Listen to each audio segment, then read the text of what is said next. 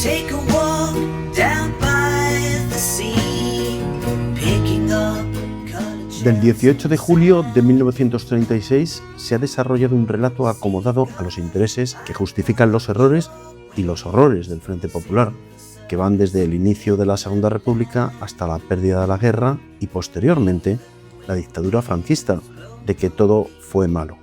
Pero conviene ver y analizar los hechos reales. 90 años después, seguimos contemplando aquel acontecimiento desde posiciones ideológicas interesadas, más que desde el estudio tranquilo de los hechos, porque la historia cede su lugar con demasiada frecuencia al relato político. La guerra civil fue una tragedia inmensa.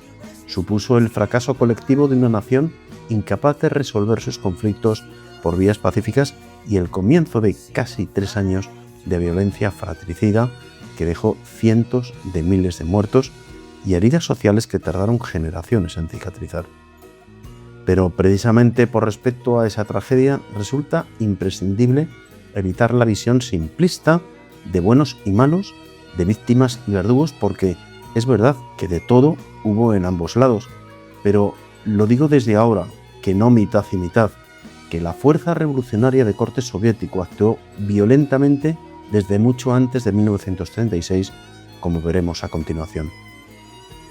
Con frecuencia se presenta el 18 de julio como el origen absoluto del conflicto, con una identificación falsa de facto, y que se ha tratado siempre como un vulgar y sórdido golpe militar contra una democracia plena y consolidada, casi romántica.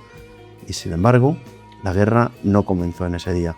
Existen prolegómenos antes del 18 de julio que determinaron hechos decisivos que hoy apenas ocupan espacio en el relato oficial, cuando ni tan siquiera lo ocupan. En octubre de 1934, tras la victoria electoral del centro-derecha, sectores del socialismo revolucionario promovieron una insurrección armada, especialmente intensa en Asturias, con más de 1.500 muertos, con el propósito declarado de impedir el funcionamiento del sistema parlamentario. Aquella revolución representó un desafío directo a la legalidad republicana.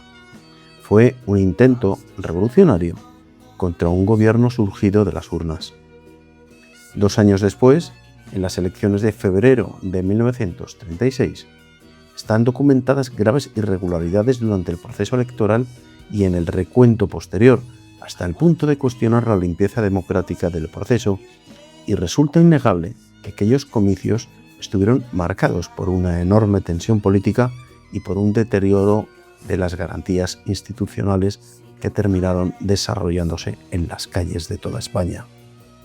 A partir de ese momento, el clima social se deterioró aceleradamente. Se multiplicaron los incendios de iglesias y conventos, las ocupaciones ilegales de tierras, las agresiones políticas, los asesinatos, los atentados y las intimidaciones, con lo que se terminó llamando el terror rojo.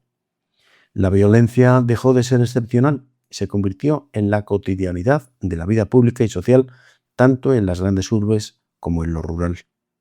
Comenzaron a surgir comités revolucionarios y centros de detección ilegales que serían conocidos posteriormente como las checas, mientras el Estado mostraba una creciente incapacidad o falta de voluntad para garantizar el orden y protección de los ciudadanos.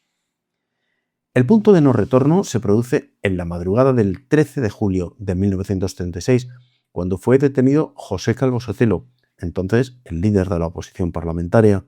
Fue retenido y conducido ilegalmente desde su domicilio por miembros de la Guardia de Asalto, acompañados de militantes socialistas. Horas después apareció muerto con un disparo en la nuca. No se trataba únicamente del asesinato de un dirigente político. Fue el crimen cometido por Luis Cuencas Esteban, que terminó siendo huido a México, exiliado por sí mismo, y que ahora sus nietos podrán pedir la nacionalización española. También hubo otras personas vinculadas a las propias fuerzas encargadas de mantener el orden público, lo que generó, lógicamente, una corrupción de Estado. De quien da la orden no hay una prueba documental, pero la participación de afiliados del PSOE y que el hecho de no haber tenido la intención por parte del partido de esclarecer el asesinato y dirimir las responsabilidades personales, le convierte en un cómplice, por lo menos silente. El 18 de julio, 5 días después de la muerte de José Calvo Sotelo, el ejército se levantó fundamentando su actuación sobre 3 grandes argumentos. Primero, la existencia de un estado de necesidad ante el colapso institucional. Segundo, el derecho de legítima defensa frente a un proceso revolucionario que consideraban inminente y la voluntad, por último, de restaurar una legalidad que había sido destruida por la violencia política y la incapacidad del Estado republicano para ejercer sus funciones.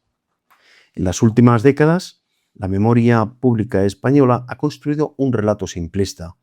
Era una democracia modélica, como he dicho antes, casi romántica, que fue destruida exclusivamente por una conspiración militar.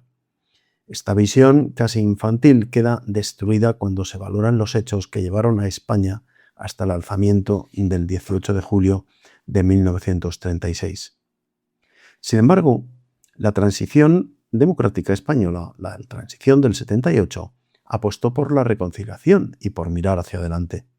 Pero con el paso del tiempo, especialmente desde la presidencia de José Luis Rodríguez Zapatero, hoy imputado por varios casos de corrupción, se rompió ese equilibrio y ha dado paso a la utilización política del pasado, generando tensión entre los españoles cuando prácticamente había sido superado por la inmensa mayoría de estos.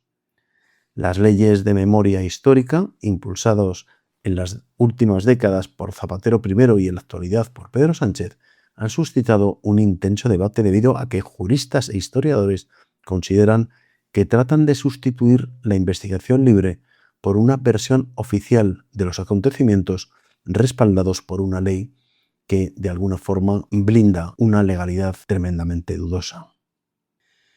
No se puede aceptar una visión histórica que elimina sistemáticamente todo cuanto ocurrió antes del 18 de julio para convertir la fecha en una especie de hecho aislado desprovisto de contexto, que es lo que hace la izquierda para justificar su visión de la guerra civil. Todos, historiadores o no, tenemos la obligación de estudiar, analizar y contrastar las fuentes y no ocultar las partes que no nos gusten para querer tener razón. La historia no se escribe en los parlamentos y ni mucho menos en el Boletín Oficial del Estado.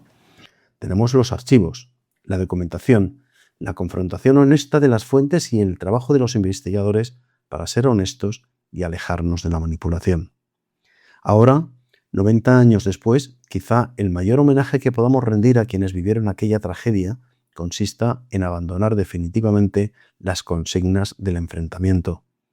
España necesita menos memoria selectiva y más conocimiento, menos utilización partidista del pasado y más respeto por la complejidad de los hechos.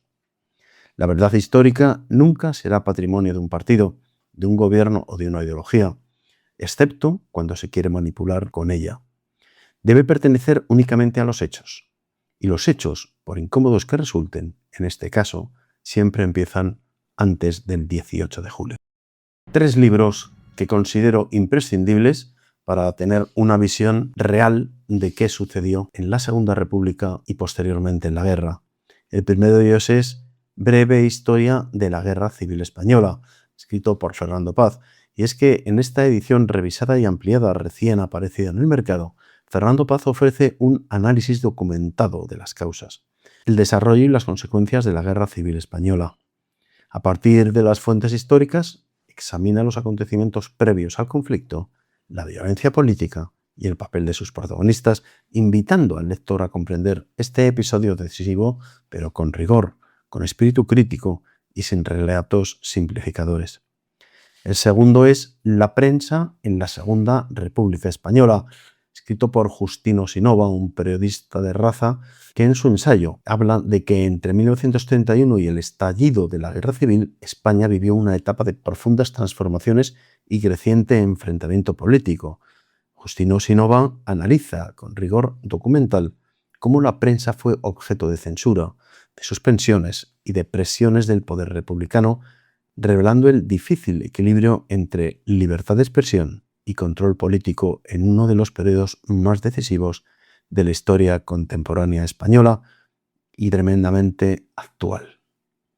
El nombre que ahora digo es la tercera propuesta, en este caso es de Antonio Soler, que fue una novela ganadora del Premio Primavera 1999 y que narra una intensa historia de amor y amistad nacida en medio de la derrota, el miedo y la soledad de nuestra guerra civil. Con una prosa de gran fuerza poética, el autor explora la condición humana y la esperanza, ofreciendo una obra de extraordinaria sensibilidad que recupera y que ahora es una edición revisada por él mismo. Yo esta novela la leí hace años y guardo de ella un cariño especial. Yo soy Humberto Pérez Tomé y esto ha sido Somos Libres.